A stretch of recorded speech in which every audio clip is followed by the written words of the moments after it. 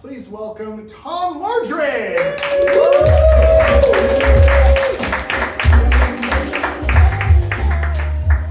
I actually probably don't need this mic, but that's tradition. Tyler asked me to do this, and the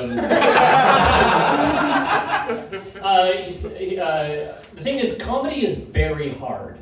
But you know what's not hard? Complaining.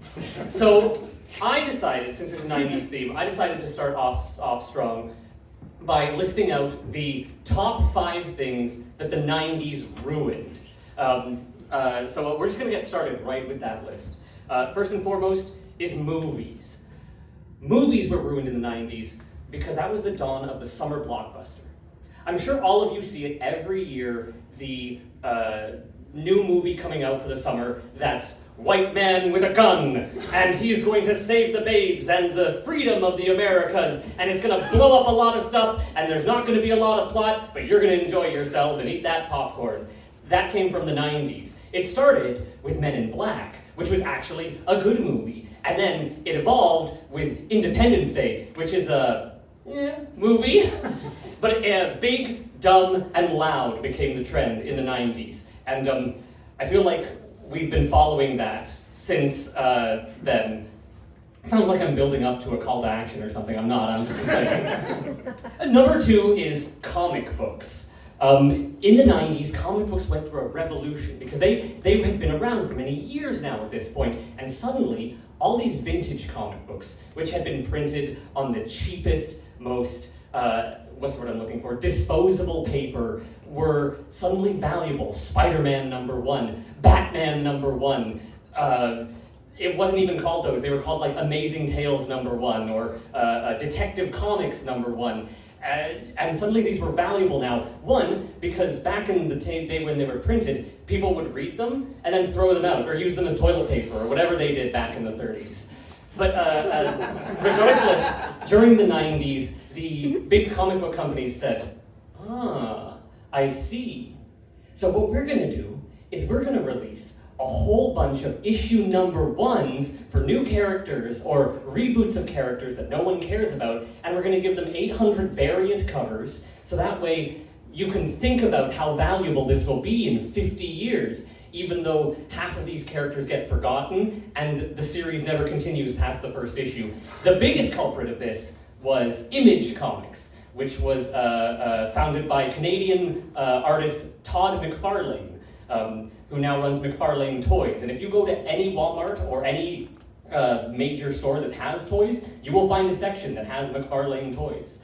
But regardless, the habit of getting something that isn't valuable and speculating how it might be valuable later has become such a streamlined process in this day and age that I don't know, people just need to announce something and suddenly they're making money off of it. They don't even have to make the first issue anymore. So, comic books, ruined by the 90s.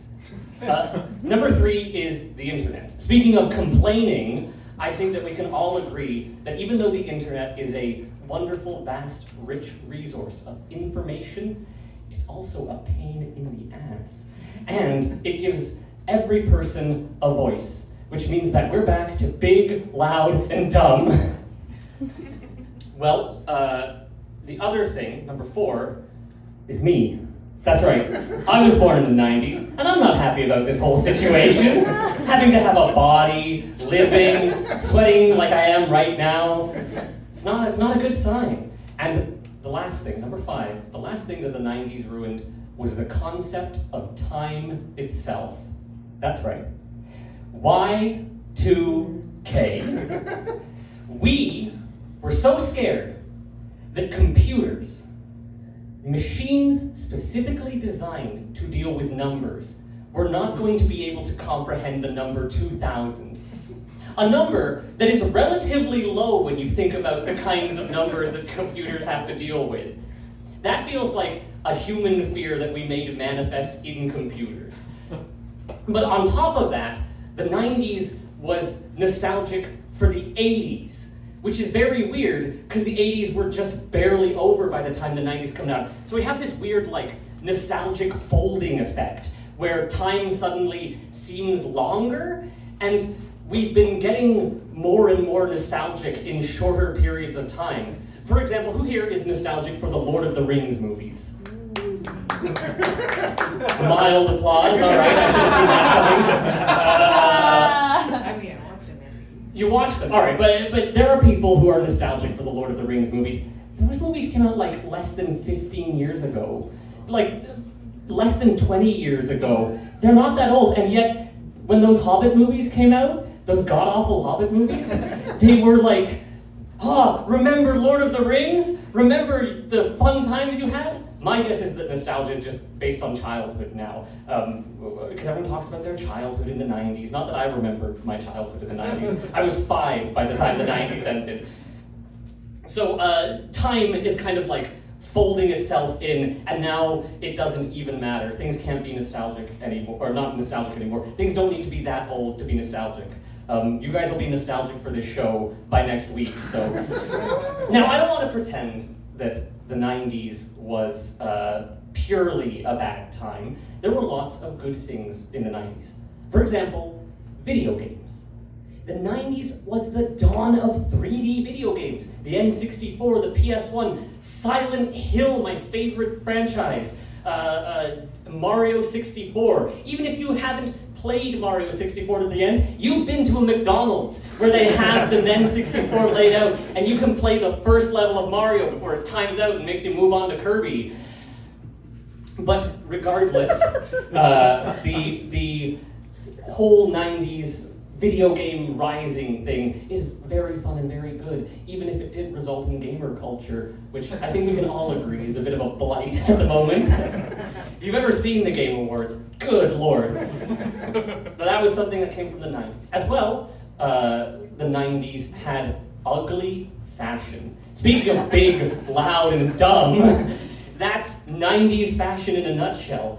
The 90s, they said, what if it didn't matter when you went to Value Village and got some guy's old suit that's 2 sizes too large for you? You can just wear that because who cares? And the shoulder, oh my god, the shoulder pads in the 90s.